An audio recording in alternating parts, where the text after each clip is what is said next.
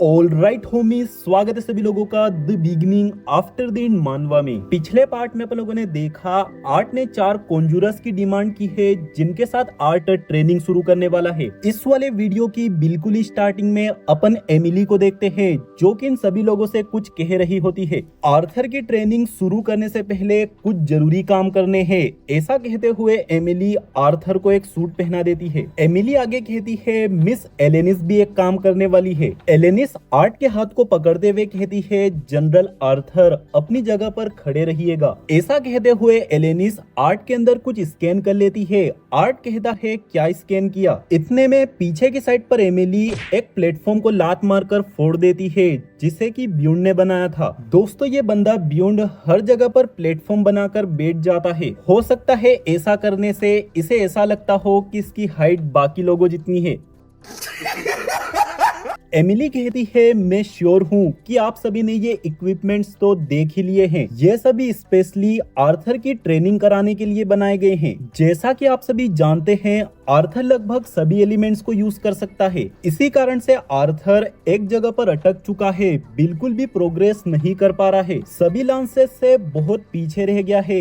Emily की ये बातें आर्थर को भालों की तरह चुभ रही होती है। एमिली आगे कहती है ये डुअल एलिमेंटल भी हो सकता था। इतने में ही आर्थर कहता है बस बस एमिली बस, वो समझ गए। कैथलीन कहती है लेकिन तुमने तो असुरास के साथ ट्रेनिंग की है ना। आर्ट कहता है हाँ, लेकिन वो टेक्निकल ट्रेनिंग थी जो कि ज्यादातर क्लोज कॉम्बैट के लिए थी। एमिली का कहना सही है, मैं आइस और लाइटनिंग मैजिक के ऊपर ज्यादा ही निर्भर रहता हूँ और अब अगर मैं तुम लोगों के साथ ट्रेनिंग करूंगा तो मुझे उम्मीद है मेरे बाकी के एलिमेंट्स भी बेटर हो जाएंगे। ब्यून कहता है अच्छा मैं देख पा रहा हूँ, अगर मैं किसी और एलिमेंट के बारे में सोचता भी हूँ तो मेरा सिर दर्द होने लग जाता है, लेकिन यहाँ पर एक तुम हो जो कि चारों एलिमेंट्स को यूज करता है और 2 डेविएंट लेवल के। हेस्टर हंसते हुए कहती है क्योंकि जनरल आर्थर की मेंटल कैपेसिटी तुम्हारी तरह बंद ही नहीं हुई है। ब्यून कहता है क्या कहा तुमने ग्रैंडमा, मेरी मेंटल कैपेसिटी पूरी तरह से खुली हुई है। इतने में एमिली कहती है बढ़िया एनर्जी है, लेकिन एनर्जी का इस्तेमाल आर्ग्यू करने की बजाय यहाँ पर करो। आप सभी को अपना माना इस क्रिस्टल के अंदर डालना है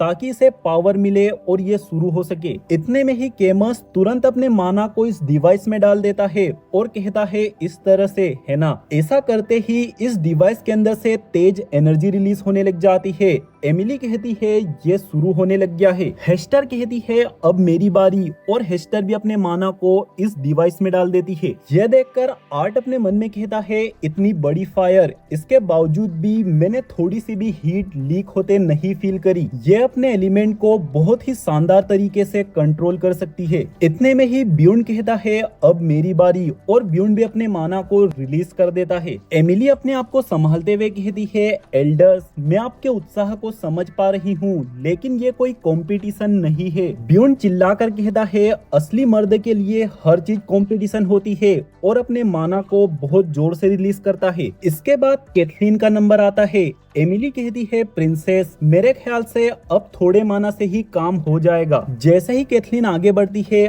आर्ट अपने मन में कहता है ये भी पीछे नहीं रहने वाली। अपन लोग देखते हैं कैथलीन भी अपने माना का इस्तेमाल स्ट्रॉन्ग तरीके से ही करती है एक ड्रैगन बनाकर, जिससे कि इस डिवाइस की रिक्वायरमेंट पूरी हो जाती है और एमिली एक बटन दबाकर इसे शुरू कर देती है। ब्यून कहता है इससे क्या हुआ। एलेनिस कहती है हम आपको इसके बारे में बाद में समझा देंगे, अभी के लिए क्यों न ट्रेनिंग को शुरू कर दे। आर्ट कहता है लेकिन हम शुरुआत कहाँ से करें। आर्ट के ऐसा कहते ही सारे ही लोग तैयार हो जाते हैं। हेस्टर कहती है जिस तरह से महान ट्रेनिंग शुरू की जाती है। ब्यून कहता है पीट पाट कर। ऐसा सुनते ही आर्ट भी पूरी तरह से तैयार हो जाता है, और जैसे ही आर्ट तैयार होता है इतने में ही सीन शिफ्ट हो जाता है टेसिया और डार्वस के ऊपर। टेसिया और डार्वस के बीच में डुअल चल रहा होता है, लेकिन टेसिया डार्वस के वेपन को छीनकर दूर फेंक देती है। इसी कारण से स्टेनार्ड और कारिया डार्वस के ऊपर बहुत ज्यादा हंस रहे होते हैं। टेसिया कहती है तुम्हें अपनी ग्रिप को मजबूत रखने की जरूरत है। डार्वस चिढ़कर कहता है जल्द ही मैं तुम्हें हरा कर रहूंगा। टेसिया कहती है अच्छा कोशिश कर सकते हो। इतने में ही यहाँ पर एक बंदे की एंट्री होती है जो कि कहता है टेसिया, आपके लिए ट्रांसमिशन स्क्रोल आ चुका है। जैसे ही टेसिया इसे खोलती है, टेसिया को पता चलता है ये स्क्रोल वीरियन ने भेजा है। वीरियन ने लिखा होता है कासल के अंदर की कुछ खबरें हैं जिन्हें की जानकर तुम एक्साइटेड हो जाओगी। आर्थर रिकवर हो चुका है और 2 महीनों तक यहीं पर रुकने वाला है, जो कि कुछ लोगों के साथ ट्रेनिंग कर रहा है। उन लोगों के नाम है हेस्टर, केमस, ब्यूंड और केथलीन। केथलीन का नाम सुनते ही टेसिया को झटका लग जाता है। भाई वीरियन ने जानबूझकर टेसिया को ये खबर दी है। इतने में ही सीन आर्थर के ऊपर शिफ्ट हो जाता है, जिसके ऊपर केथलीन आइस से हमला कर देती है, लेकिन फायर एलिमेंट की मदद से आर्ट अपने आप को बचा लेता है। तभी आर्ट के ऊपर हेस्टर का हमला भी आ जाता है। आर्ट अपने आप को आइस एलिमेंट की मदद से बचाने वाला होता है, लेकिन तभी ब्यूंड आर्ट के बैलेंस को खराब कर देता है। ब्यूंड कहता है क्या बात है यंग जनरल, आप तो फिसल रहे हो। आर्ट फटाक से अपनी स्वाट को बाहर निकालता है और स्विंग करके अपने आप को बचा लेता है। आर्ट ब्यूंड से कहता है इतनी मसल्स को देखते हुए मैंने ये उम्मीद नहीं की थी कि तुम ऐसी सस्ती ट्रिक्स का इस्तेमाल करोगे। ब्यूंड कहता है कम से कम मैं वो नहीं हूँ जो कि गिरते गिरते बचा हो। इतने में ही आर्ट के पीछे से केमस कहता है कॉन्जूरर होने का पहला नियम तुम्हें अनप्रिडिक्टेबल होना चाहिए। ऐसा कहते हुए केमस हमला कर देता है, जिससे कि आर्ट को दिक्कत होने लग जाती है। आर्ट मन में कहता है ये सब अनोइंग होते जा रहा है, मैं तो करीब भी नहीं पहुंच पा रहा हूँ। आर्ट तुरंत पीछे की साइड जंप लगा देता है, लेकिन वहाँ केथलीन का अटैक ऑलरेडी तैयार होता है। आर्ट स्वाट की मदद से फिर बच जाता है। तभी हेस्टर का एक और हमला आ जाता है, लेकिन इस बार हेस्टर ने ब्लू फ्लेम्स का इस्तेमाल किया है।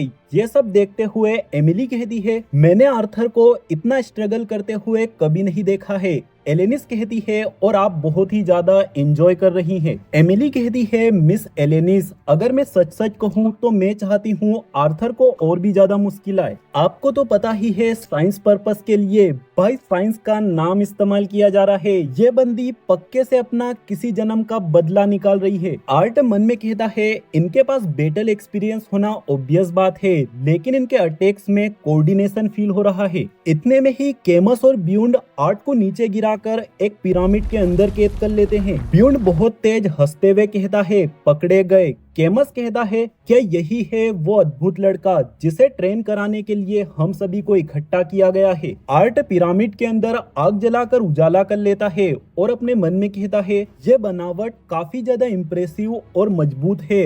अगर मैं कॉन्जूरर्स के साथ लड़ाई कर रहा हूँ तो मुझे भी एक कॉन्जूरर की तरह ही लड़ना चाहिए। ऐसा कहते हुए आर्ट अपनी स्वाट को पीछे कर लेता है और जमीन पर कुछ करने लग जाता है। इतने में नीचे से आर्ट के ऊपर हमला हो जाता है। फटाक से आर्ट बचते हुए अपने मन में कहता है क्या ब्यूंड इसे भी सेंस कर सकता है, ये चीजें बनाने वाले ड्वार्फ भी। ऐसा कहते हुए आर्ट इस पिरामिड के अंदर बहुत सारी भाप रिलीज करने लग जाता है। यह देखकर हेस्टर कहती है प्रिंसेस इस नमी का फायदा उठाइए। जैसे ही केथलीन तैयार होती है अचानक से ये पिरामिड फूट जाता है और आर्ट बाहर आ जाता है। हेस्टर कहती है हेलो जनरल। इतने में आर्ट के पीछे से केमस हमला कर देता है, लेकिन आर्ट अपनी स्वाट की मदद से फिर बच जाता है।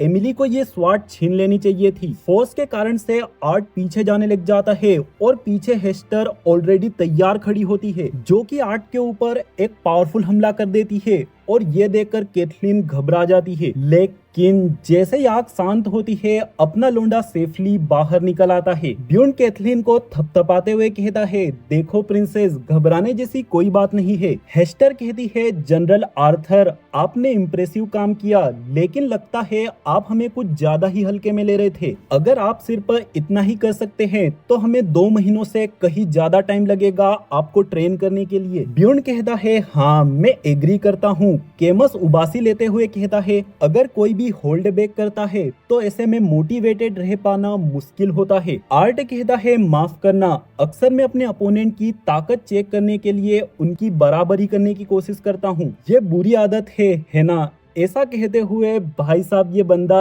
अपनी रियल हार्ट को एक्टिवेट कर लेता है। इन सभी का एक बार रिएक्शन देखो, कुछ लोग सरप्राइज हो चुके हैं तो कुछ लोग शॉक हो चुके हैं। आर्ट कहता है इसका इस्तेमाल मैं अपनी मेन ट्रेनिंग के दौरान नहीं करूंगा, लेकिन क्योंकि ये वाली फाइट एक दूसरे को जानने के लिए है इसीलिए एक बार इसे छोड़ देते हैं। कैथलीन बहुत ही हैरान होकर आर्ट के इस फॉर्म की चमक और अट्रैक्टिवनेस के बारे में सोचने लग जाती है। मैंने आर्थर के इस फॉर्म होम को पहली बार जायरस में देखा था, लेकिन आज ये पहली बार होगा कि मैं इसे इतनी पास से देख पा रही हूँ। सभी लोग तैयार हो जाते हैं और आर्ट पर हमला कर देते हैं। कैथलीन अभी भी अपने मन में कह रही होती है, हमारे पास ज्यादा लोग होने की एडवांटेज है, लेकिन टेबल अब पलट चुकी है। ऐसा फील हो रहा है कि अब ये लड़ाई पूरी तरह से यूजलेस है। नहीं कैथलीन, हमेशा ही तुम ऐसा करती हो। मुझे खुद के ऊपर डाउट रखना बंद करना होगा। ऐसा सोचते हुए कैथलीन भी तैयार हो जाती है आर्ट पर हमला करने के लिए। इतने में ही बहुत तेजी से आर्ट केमस के ऊपर हमला कर देता है, लेकिन ब्यूंड केमस को संभाल लेता है। कैथलीन खुद से कहती है, फालतू बातें छोड़ो और लड़ो। ऐसा कहते हुए कैथलीन एक स्पीयर बना लेती है। जैसे ही कैथलीन इस स्पीयर से हमला करती है, बीच रास्ते में केमस इसकी स्पीड और बढ़ा देता है। इसके बाद जैसे ये अटैक आर्ट को लगने वाला होता है, आर्ट अपना हाथ आगे करके इसे गायब कर देता है। यह देखकर कैथलीन और केमस हैरान हो जाते हैं। कैथलीन अपने मन में कहती है, आखिर मेरा स्पेल गया कहाँ पर। तभी ब्यून चिल्लाकर कहता है, बालों के कलर के अलावा मुझे कुछ और भी दिखाओ। ब्यून के अटैक से बचते हुए आर्ट कहता है, हाँ खुशी से। ऐसा कहते हुए आर्ट ब्यून के ऊपर एक तगड़ा हमला कर देता है, लेकिन ब्यून भी अपने आप को बचा लेता है। फटाक से ब्यून आर्ट के ऊपर तेजी से हमले करने लग जाता है, लेकिन आर्ट हर एक हमले से बच रहा होता है। यह देखकर कैथलीन अपने मन में कहती है, आर्थर बहुत ही ज्यादा तेज है और फिलहाल मैं आर्थर के सबसे करीब मैं हूँ। इसके बावजूद भी आर्थर ने हेस्टर पर हमला किया। ऐसा क्यों? कैथलीन, आर्थर तुम पर हमला नहीं कर रहा है क्योंकि उसे डर है कि तुम्हें चोट लग जाएगी। यह सब सोचते हुए कैथलीन एक नए स्पेल का इस्तेमाल करती है, जिसका नाम है सेरफ ऑफ स्नो। कैथलीन आगे कहती है, यह स्पेल मुझे जनरल वेरे ने सिखाया है, जिसे कि इस्तेमाल करना मुझे पसंद नहीं है, लेकिन कोई मुझ पर दया दिखाए यह तो मुझे और भी पसंद नहीं है। ऐसा कहते हुए कैथलीन आर्थर की साइड पर बढ़ जाती है। कैथलीन के अटैक के कारण से आर्ट अनस्टेबल हो जाता है, जिसका फायदा उठाकर केमस आर्ट को फंसा लेता है। इतने में ही ब्यूंड और हेस्टर भी मिलकर एक तगड़ा हमला तैयार कर लेते हैं और आर्ट को मारने में कामयाब हो जाते हैं। आर्ट बहुत ही फोर्स के साथ जमीन पर गिर जाता है। ब्यूंड कहता है, अब आया ना मजा। प्रिंसेस ने बहुत अच्छा काम किया है, लेकिन मुझे डाउट है कि यंग जनरल ने अभी भी अपना 100% इस्तेमाल नहीं किया है। इतने में ही आर्ट रेंगते हुए गड्ढे से बाहर आता है और कहता है, मैं उस होम को ज्यादा टाइम तक मेंटेन नहीं रख सकता और अब मेरी हवा भी खाली हो चुकी है। वैसे एक बात तो माननी पड़ेगी कैथलीन, तुम्हारा अटैक अच्छा था। मैंने उम्मीद नहीं की थी कि तुम किसी आइस निंजा की तरह हमला करोगी। कैथलीन कहती है, आइस निंजा?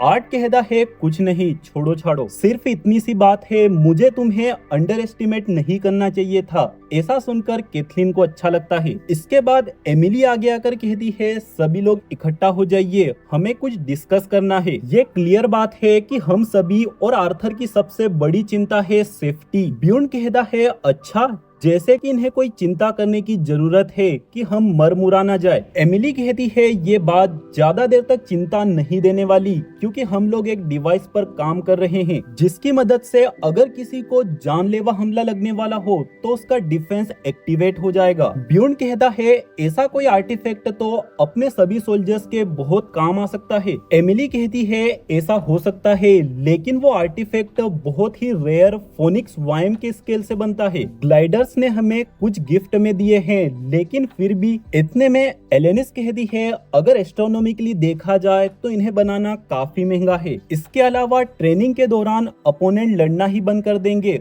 और दुश्मन एक से ज्यादा बार हमले करते हैं। आर्ट कहता है, अगर ट्रेनिंग डिवाइसेस की बात हो रही है तो मुझे बताओ कि ये सूट किस लिए है और दीवारों पर ये प्लेट्स कैसी है, ये डेकोरेशन के लिए तो नहीं है ना? एमिली कहती है, सब कुछ मेरे दोस्त, तुम्हारा ये आर्मर और इस रूम की प्लेट्स, यह सब कुछ रिकॉर्ड और मेजर करती रहती है कि तुम लोगों को मैजिक से पीटते कैसे हो। ऐसा कहते हुए एमिली एकदम डेविल की तरह हंसने लग जाती है। भाई से कुछ ज्यादा ही मजा आ रहा है। इन सभी डिस्क के अंदर सेंसर्स लगे हैं, जिससे कि ये सभी को मेजर कर पाते हैं। मैं इस मेजरमेंट को फोर्स पर यूनिट कहती हूँ, शॉर्ट में कहे तो F FPU। जितनी भी ये चमकने वाली चीजें हैं, इनके ऊपर फोर्स पड़ने पर ये FPU को मेजर कर लेती है। आर्ट कहता है लेकिन अगर मैंने किसी के ऊपर अटैक किया और उसने उसे ब्लॉक कर लिया तो ऐसे में मेरा स्पेल मेजर होगा या नहीं होगा। एमिली कहती है तुमने एकदम सही सवाल पूछा। शुरुआत में मुझे भी इस बात के बारे में रियलाइज हुआ, लेकिन लड़ाई के दौरान आधे से ज्यादा स्पेल्स रीड ही नहीं होते या फिर इनएक्यूरेट रीड होते हैं। इसका कारण स्पेल्स की कमजोरी है।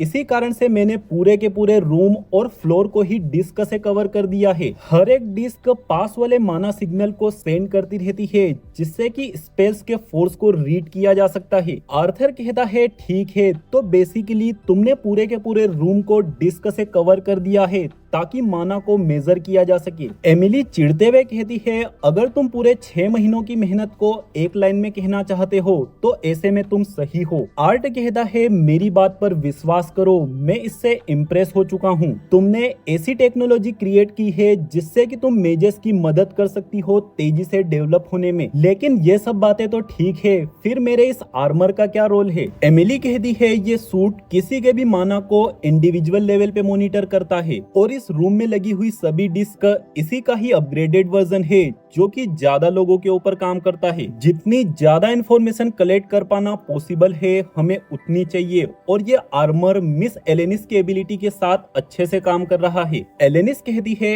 इस आर्मर से मुझे मदद मिलती है इंफॉर्मेशन ज्यादा एक्यूरेट कलेक्ट करने में। आर्ट कहता है ये तो कमजोर एक्सप्लेनेशन है, ऐसा लगता है तुम अपनी एबिलिटीज को छुपाने की कोशिश कर रही हो। एलेनिस कहती है जनरल आर्थर आपने सूट के बारे में पूछा था, ना कि मेरी एबिलिटीज के बारे में। अगर आप मेरी एबिलिटी के बारे में जानना चाहते हैं तो कह सकते हैं। आर्ट कहता है अच्छा ठीक है, फिर एलेनिस मुझे बताओ तुम्हारी एबिलिटी क्या है। एलेनिस कहती है किसी के भी साथ फिजिकल कनेक्शन बनाकर मैं नेचर एलिमेंट का इस्तेमाल करती हूँ, जिससे कि मैं उसके माना फ्लो को एक्यूरेटली ऑब्जर्व कर सकती हूँ। पीछे से ब्यून कहता है फिजिकल कनेक्शन जरूर। आर्ट कहता है तो क्या इसका मतलब तुम नेचर मैजिक में डेविएंट हो? एलेनिस कहती है मैं श्योर नहीं हूँ मेरी ये एबिलिटी क्या है, लेकिन ये सभी लांसेस के काफी काम में आई है। हेस्टर कहती है तो फिर तुम्हारे सेंसरी मैजिक ने जनरल आर्थर के बारे में क्या दिखाया? एलेनिस कहती है मिस एमिली के इस डिवाइस की मदद से मैं जनरल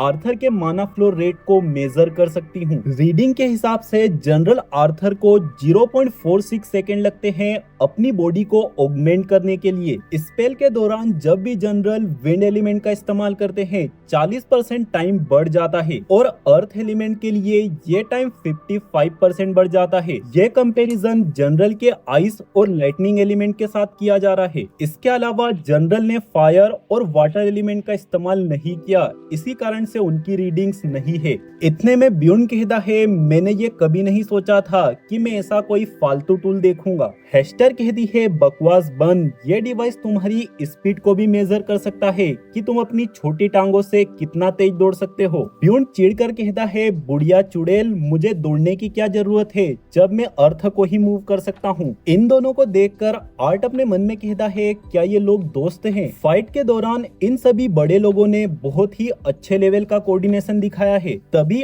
आर्ट पीछे देखता है केमस एमिली से कुछ बात कर रहा होता है। अचानक से आर्ट कैथलीन के पास आकर कहता है वहाँ क्या चल रहा है? कैथलीन कुछ बोले इससे पहले आर्ट अपने मन में कहता है उप्स, शायद मैं इसके कुछ ज्यादा ही पास चला गया। कैथलीन कहती है एल्डर केमस ने पूछा है क्या मिस एलेनिस के लिए पॉसिबल है कि वो और भी लोगों की रीडिंग्स निकाल सके? आर्ट एलेनिस से कहता है एलेनिस, जब मेरे बालों का कलर चेंज हो गया था उस टाइम पर मेरी रीडिंग्स क्या निकल रही थी? एलेनिस कहती है सभी एलिमेंट्स को लेकर जनरल आर्थर की एफिशिएंसी लगभग 5 गुना बढ़ गई थी, और सभी लोग एकदम एलेनिस की बात ध्यान से सुनने लग जाते हैं। तभी एलेनिस आगे कहती है जनरल आर्थर मुझे माफ कीजिए, लेकिन जैसे आपने अपने फॉर्म को चेंज किया मैंने रिकॉर्ड करना ही बंद कर दिया। नॉर्मल कंडीशन में भी आपकी ऑगमेंटेशन स्पीड ज्यादातर लांसेस के टक्कर की थी, लेकिन फिर जैसे ही आप ट्रांसफॉर्म हुए ऑगमेंटेशन स्पीड इतनी ज्यादा बढ़ चुकी थी कि मैं उसे रिकॉर्ड करने की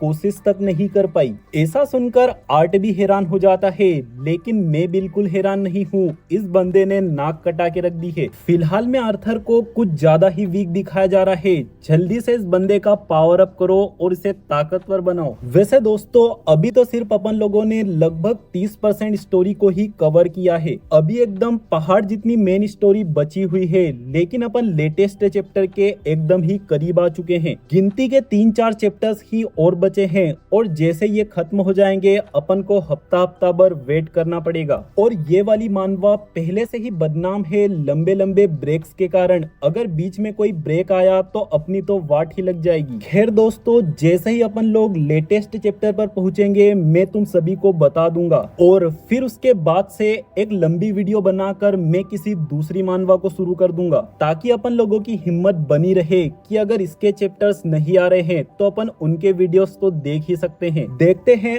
अपने पास तगड़े तगड़े काफी ऑप्शंस है, जैसे कि ORV हो गया या फिर लॉर्ड ऑफ द मिस्ट्रीज हो गया। वैसे दोस्तों ORV को काफी लोगों ने एक्सप्लेन कर दिया है, जो कि अपने लिए बुरी बात हो सकती है। लॉर्ड ऑफ मिस्ट्रीज अपने लिए एक अच्छा ऑप्शन हो सकता है। इस बारे में अपन लोग आगे जाकर देखते हैं, आगे डिस्कस करेंगे। इस वाले वीडियो को तो खत्म करने का टाइम आ चुका है। सारे भाई लोग चैनल के साथ बने रहना एकदम ही OP और बेस्ट मानवा कंटेंट वगैरह देखने के लिए। मिलते हैं अगले वीडियो में। Bye bye.